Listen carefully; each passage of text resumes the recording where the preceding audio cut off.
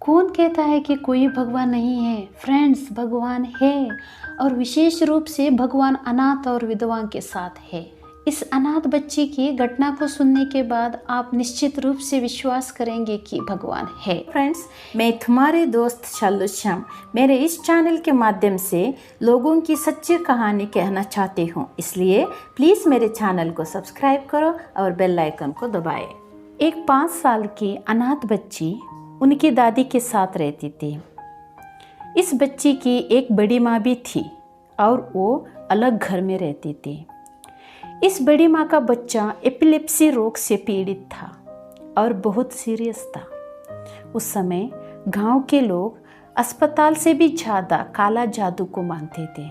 इसलिए ये बड़ी माँ अपने बेटे के साथ मंत्रवादी से मिलने गई।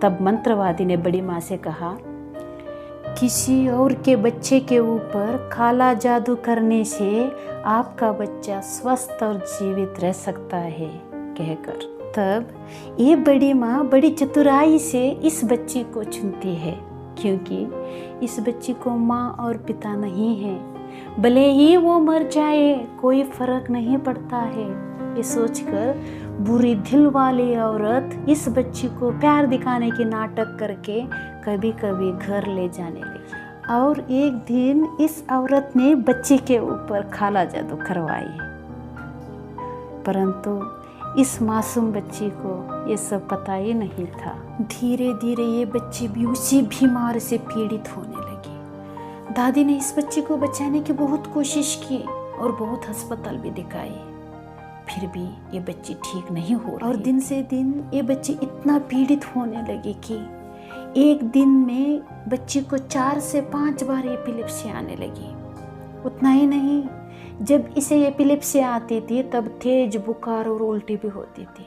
इसी कारण से कोई भी दवा काम नहीं करती थी और ये बच्ची ना खा सकती थी ना पी सकती थी। गांव के सब लोग आकर बच्ची को देख कर जाते थे, क्योंकि ये लोगों को पता था ये बच्ची भगवान के करीब है करके।